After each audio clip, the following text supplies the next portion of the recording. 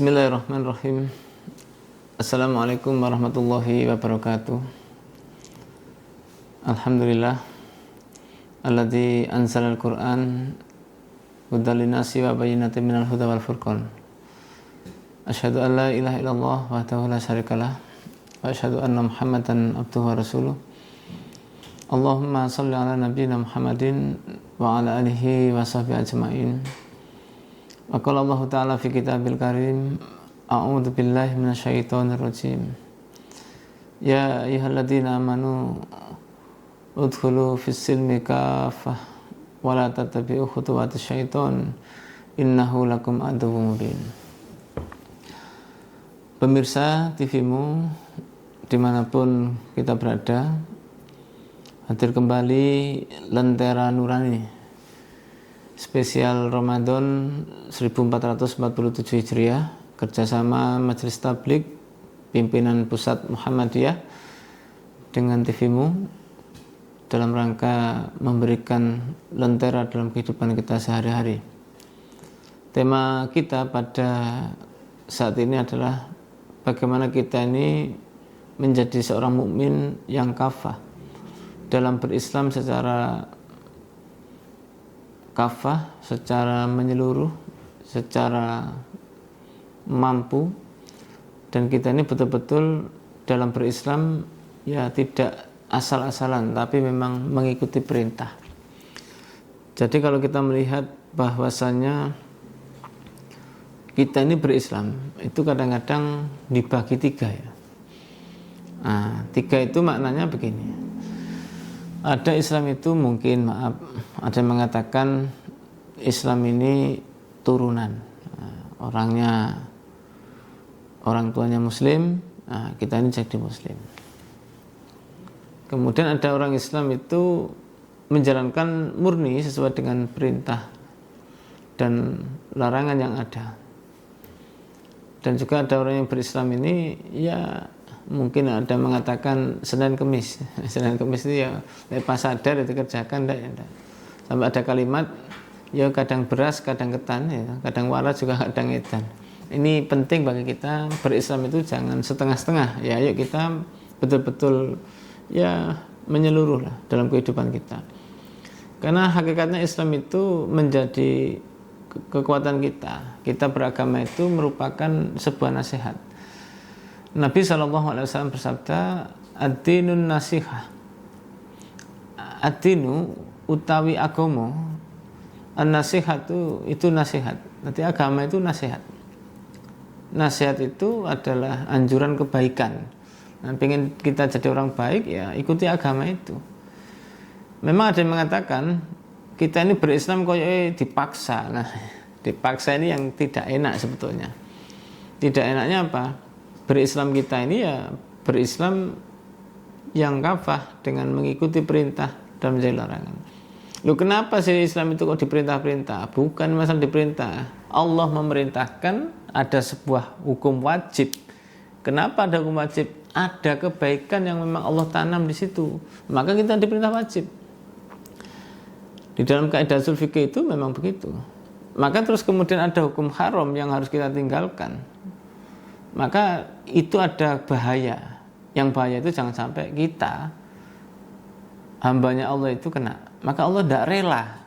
Ada yang baik tidak dikerjakan, ada yang buruk kok dikerjakan, itu salah. Maka sayangnya Allah kepada kita itu begitu.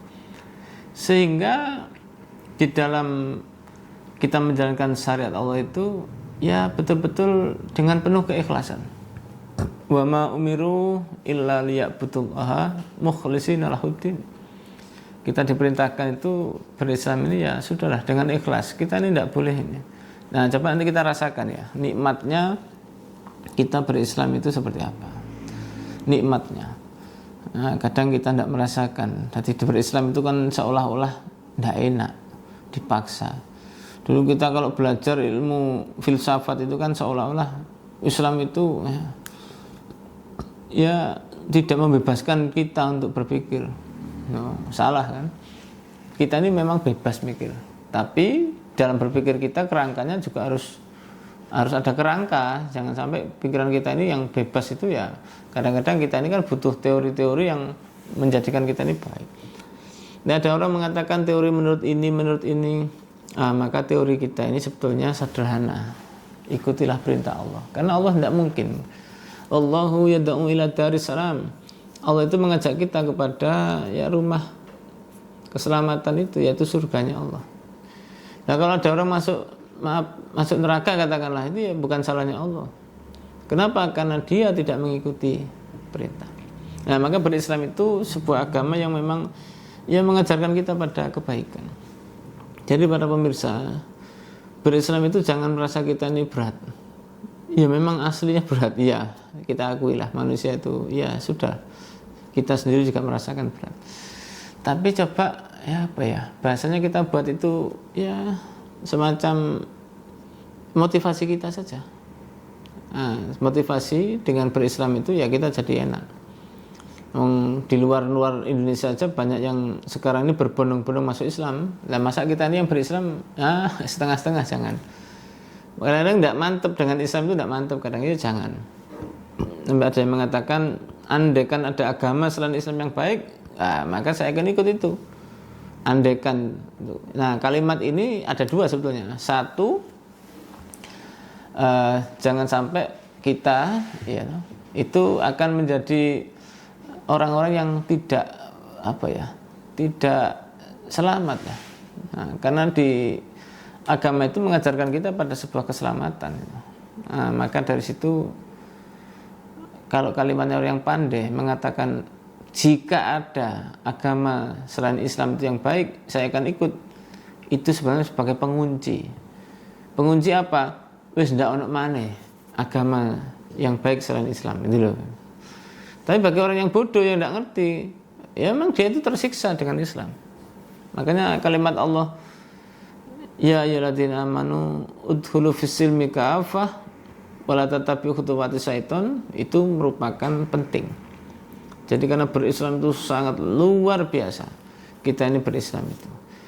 Nah, maka sejatinya perintah itu ada wajib, sunnah, mubah, makruh, haram. Itu merupakan ada hal-hal penting yang harus kita pahami bersama.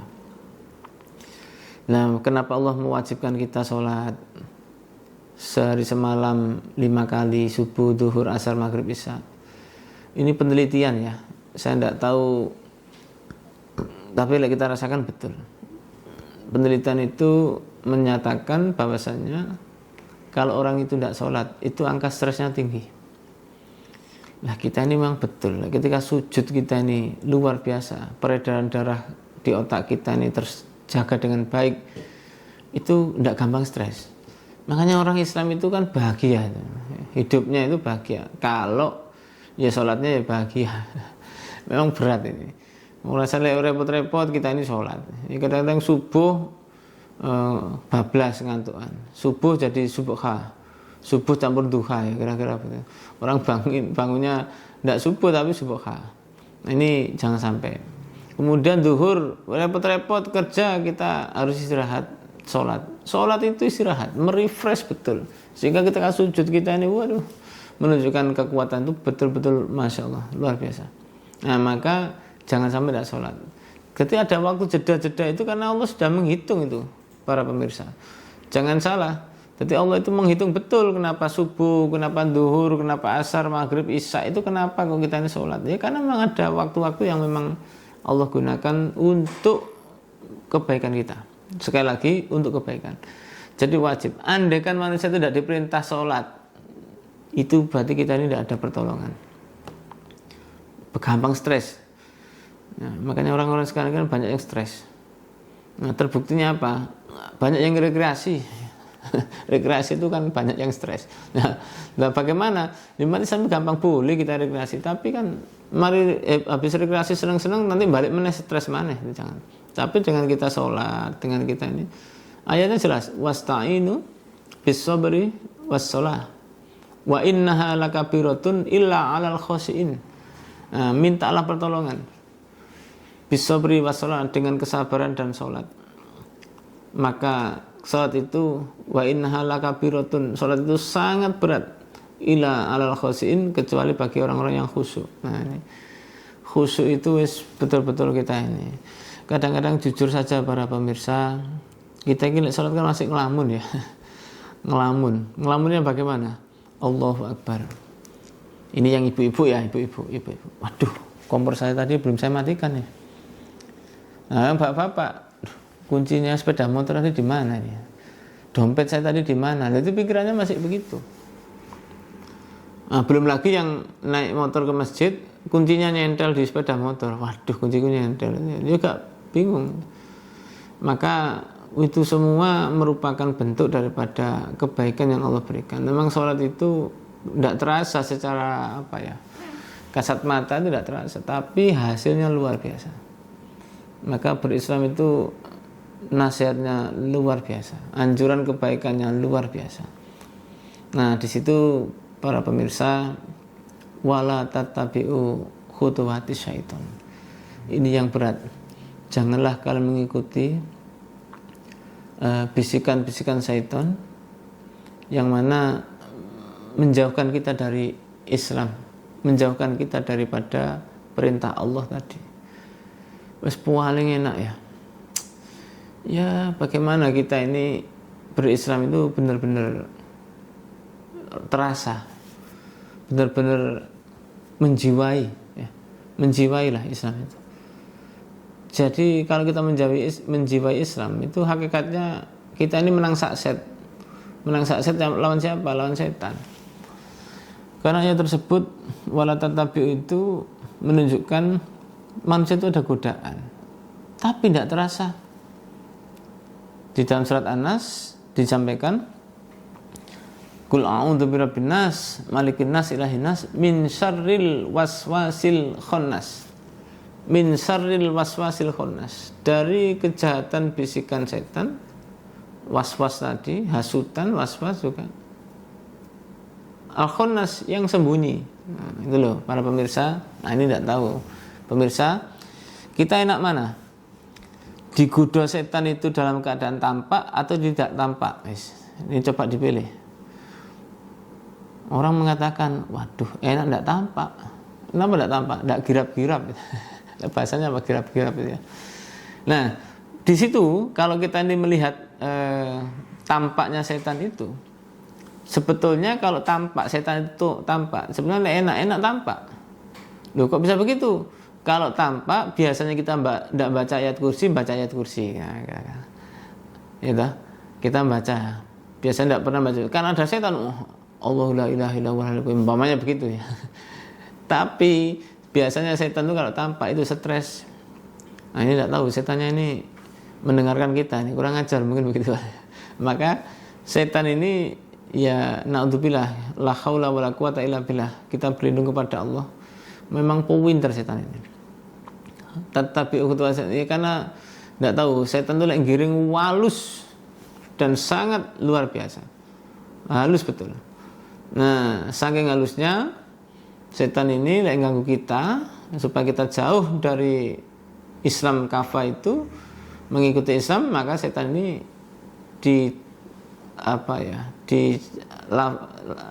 firman Allah yang mencantumkan bagaimana gerakan setan ini menggoda kita. Ini agak susah memang. Kita ini dikepung dari 4 arah. Di dalam surat Al-A'raf ayat 17 itu Allah menyampaikan, a'udzubillahi minasyaitonirrajim, summa la'atiyanahum min baini aydihim wa min khalfihim wa an aymanihim wa an samailihim wala tajidu aksaruhum syakirin. Nah, ini penting. Summa la'atiyanahum, maka kemudian la'atiyanahum. Nah, kami akan mendatangi manusia itu. Nah, la ini adalah lam takkid ya. Lam takkid, la'atiyanahum ditutup nun tauhid. Pasti, sungguh pasti kami datangi mereka. Nah, ini pemirsa hati-hati. Setan itu mendatangi kita betul. La'atiyanahum. Nah, itu waduh kencang itu. Nah, kita belajar bahasa Arab itu waduh penting itu. Karena lam takkid dan nun taukid ini double. Huruf taukid double ngumpul jadi satu kalimat. Waduh penting betul. sungguh pasti akan kami datangi mereka itu. Min baini aydihim, dari arah depan, wa min khalfihim, arah belakang, wa an yaminihim kanan, wa an shama'ilihim kiri. Loh, ini dikepung 4. Sehingga dikepung mana? Atas. Kenapa atas? Memohon kepada Allah. Nah, coba kita yang pertama dari arah depan. Arah depan itu kita dikasih maksiat, para pemirsa. Nah, nyun sewu, terbuka saja. Anak sekarang itu pakai baju ini kan bajunya adiknya dipakai. Bajunya adiknya atau anak dipakai kecil-kecil, ngepres, ketat-ketat, ngapret itu ya. Kadang juga pakai hot penan itu ya. Nah, kalau hot penan itu yang kelihatan sekali. Nah, dulu zaman kita itu orang masih ngelirik. Sekarang ini sudah tidak usah ngelirik, sudah kelihatan ada di depan mata, itu sudah ada. Tidak dilihat itu dosa, tidak dilihat itu ini ada yang ngomong iman gitu ya. Nah, tapi ini kan jangan begitu. Ini maksiat. Maka hati-hati betul. Astagfirullah. Itu maknanya berat. Nah, itu maksiat di depan. Depan kita kelihatan maksiat. Pokoknya yang di depan yang sudah kelihatan itu maksiat, itu gampang. Ini godaan pertama yang enteng. Ini yang enteng ini depan maksiat. Kemudian wa min khalfihim, belakang. Nah, belakang ini tidak terasa. Nah, apa tidak terasa itu? Ya, karena kita ini manusia itu senang dipuji-puji. Ya, waduh hebat ya. Dipuji-puji. Nanti karena dipuji-puji itu kita hati-hati. Kadang-kadang manusia itu kan senang dipuji daripada dikritik ya. Makanya hati-hati. Setan pintar, hal-hal itu pintar pol. Makanya ahli puasa, ahli ibadah, bagus, luar biasa. Itu arah belakang. Coba belakangnya sudah dikepung itu. Nah, yang sebelah kanan, wa an aimanihim. Waduh. Setan akan menguji kita juga, menggoda kita dari arah kanan, arah ibadah itu. Arah ibadah ini jelas. Ibadah ini, kita ini nyun sewu ya. Karena dulu masih ingat kita ini ceritanya Alqamah itu. Alqamah yang dimana itu rajin ibadah, bayangkan. Alqamah ini tidak maksiat, rajin ibadah, godaannya luar biasa, fitnahnya, sehingga Alqamah ini meninggalnya agak susah karena ibunya waktu itu ini. Nah, orang tua kita ini, para pemirsa, itu harus kita utamakan. Pemirsa, kalau kita berpikir ridallahu fi ridal walidain, itu kan ridhonya Allah terletak pada orang tua. Jadi ini kalau kita menurut fikih ya, kalau kita takbir sholat fardu, bolehlah kita ini. Tapi setelah kita salam, ya mendengarkan segera menjawab. Dalam arti jawab itu, iya bu. Tapi kan kadang-kadang kita lihat sholat itu ya dikeraskan, Allahu Akbar, supaya ibu kita dengar, orang tua kita dengar, kita ini dalam keadaan sholat.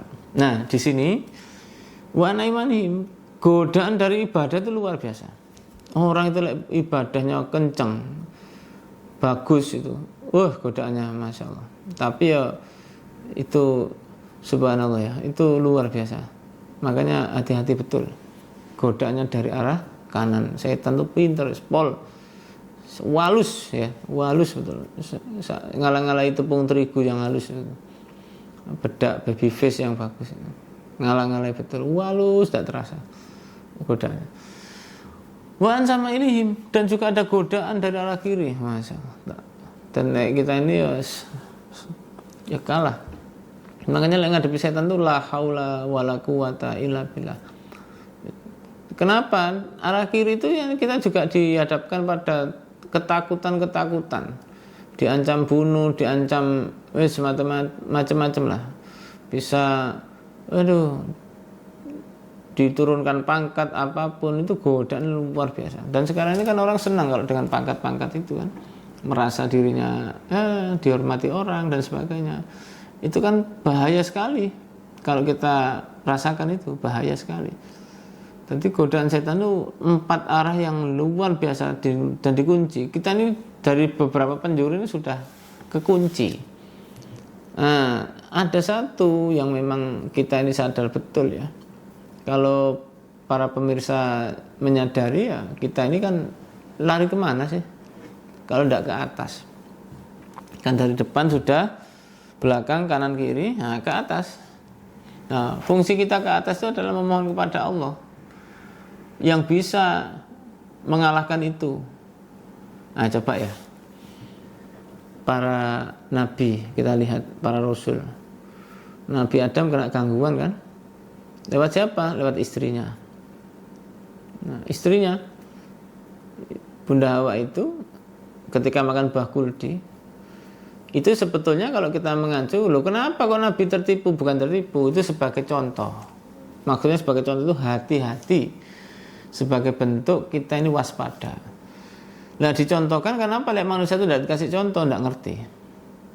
Terus jangan ngomong begini, oh Nabi kena apa meneh aku lah. Kenapa Nabi Muhammad juga kena sihir?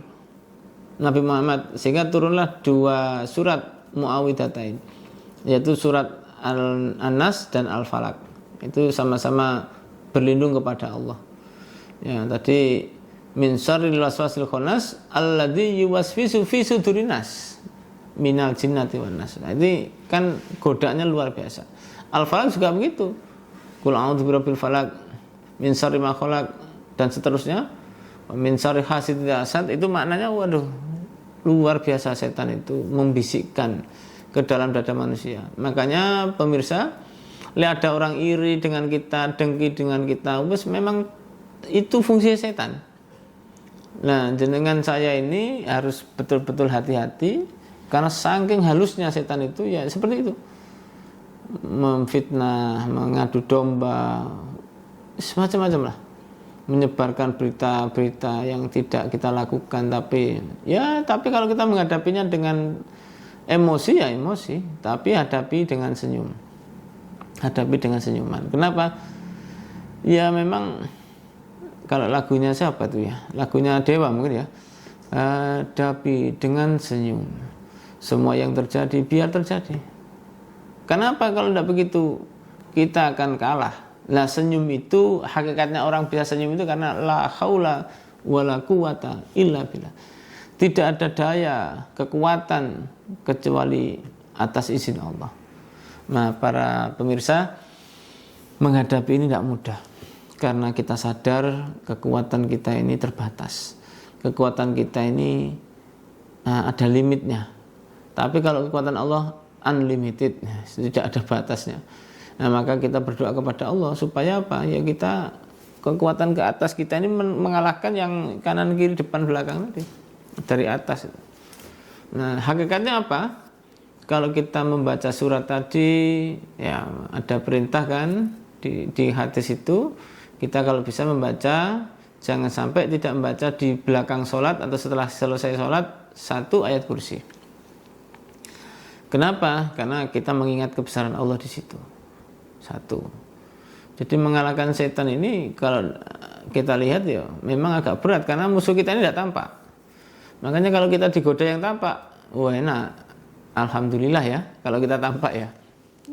Tidak enak, kenapa? Takut, serem. Ya, sebetulnya karena jenengan saya ini sering nonton film horor gitu aja, seolah-olah menakutkan. Padahal sajane kalau orang setannya itu keluar menampakkan diri, itu setannya stres saja.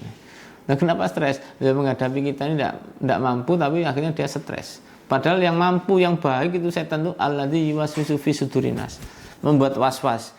Nah, contohnya sholat saya tadi 3 rakaat atau 4 rakaat, itu setan. Makanya harus segera kembali, meyakinkan. Nah, terus was-was lagi, aku mau wudunya batal atau tidak, nah, itu setan. Makanya semua itu gangguan-gangguan itu yang akhirnya menjadikan kita ini ragu-ragu. Ragu-ragu, setannya menang. Ya memang setan itu fungsinya membuat kita ragu-ragu, supaya kita ini was-was, supaya kita ini tidak mantep. Nah, makanya butuh ilmu ya yang harus kita lakukan. Sehingga bagaimana para pemirsa kita menghadapi itu? Allah tadi menyampaikan udkhulu fis silmi kafah. Ayolah masuk ke Islam ini dengan sempurna, dengan totalitas. Ada yang memaknai totalitas sempurna, ada yang mengatakan dengan perintahnya. Kenapa begitu? Itu sarana kita menuju kepada kebaikan. Dan siapa yang bisa mengalahkan setan ini? Yang bisa adalah Allah. Kenapa? Ya memang itu simbol ya. Simbolnya begini. Ada tangan kanan, ada tangan kiri. Ini bukan berarti maaf ada pembedaan-bedaan enggak. Sampai kan ada hadis kita ini tidak boleh makan tangan kiri. Kenapa tangan kiri? ini pekerjaan syaitan. Nah, jangan sampai kita terjadi. Dan maaf, kenapa tangan kiri ini dibuat yang kotor-kotor? Mungkin kita istinja dengan tangan kiri. Kenapa? Supaya tangan kiri ini menjadi bagian atau gambaran kalau golongan kiri itu adalah golongan yang naudzubillah besok akan masuk neraka. Golongan kiri itu. Tapi golongan kanan yaitu orang yang beriman, bertakwa, sehingga simbol kanan itu adalah simbol daripada kebaikan-kebaikan. Ini tapi jangan ditafsiri macam-macam ya.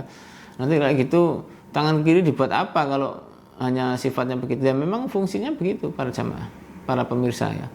Jadi penting bagi kita. Nah, cara menghadapi itu ada 3 hal. Yang pertama ya, ayo kita ini menata hati kita. Hati ini betul-betul luar biasa. Jangan sampai mau dikontrol oleh setan. Jangan mau. Kenapa? Sekali lagi, alladzi yuwaswisu fi sudurin nas. Hati kita ini yang digonjang-ganjingkan oleh setan. Makanya hati ditata betul, sehingga ada doa ya muqallibal qulub sabbit qalbi ala dinik. Wahai zat yang membolak-balikkan hati, tetapkanlah hati ini pada agamamu. Yang kedua, para pemirsa, setelah hati kita mantap betul karena Allah, sekali lagi, maka yang kedua ini adalah mari kita ini mengerjakan perintah Allah dan menjauhi larangannya dengan sekuat tenaga. Menjalankan perintah Allah khususnya ya, tetap dengan ilmu. Jadi ilmu itu tidak bisa kita pisahkan. Menjalankan perintah Allah dan menjalankan itu dengan ilmunya, supaya kita ini faham bagaimana kita ini hidup. Jadi ilmu itu yang bisa membuat kita ini kapan menjauh, kapan tidak menjauh, itu kapan, itu ilmu yang berbicara. Jadi setan itu kalahnya kan dengan orang alim. Orang alim itu dia faham dan tidak mungkin ketipu karena apa? Punya ilmunya. Tapi orang ahli ibadah sih gampang ditipu. Setan itu pinter. Contohnya apa? Bacalah kamu surat ayat kursi sampai 1000. Koyoke kan bagus koyoke ya, kelihatannya bagus, tapi nyatanya ya tidak bagus. Kenapa? Tidak ada perintahnya begitu kok. Bukan berarti kita ini enggak, tapi kalau orang baca sampai 1000 ngapain bayar 1000 coba? Akhirnya dia tidak tidur, tidak istirahat, mestinya dia bekerja jadi tidak bekerja. Karena kita ini proporsional, Islam itu mengajarkan proporsional begitu, bukan malah ini. Khalifah Umar pernah nyeret orang-orang itu yang sholat duha, jadi sholat duha tapi tidak mau kerja sholat, tidak bisa. Makanya akhirnya jadi maksiat ketika itu. Makanya penting.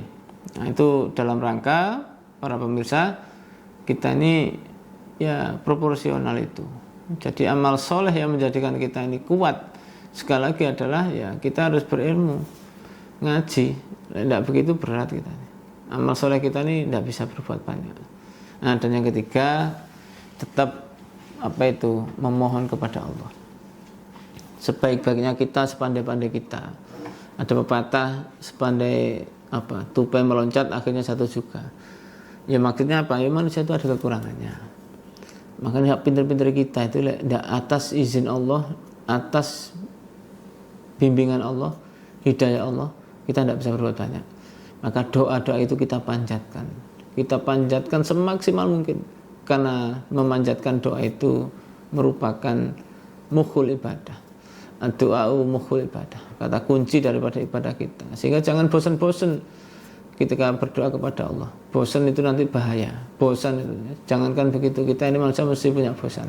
Ayo kita ini berdoa setiap saat dan setiap waktu.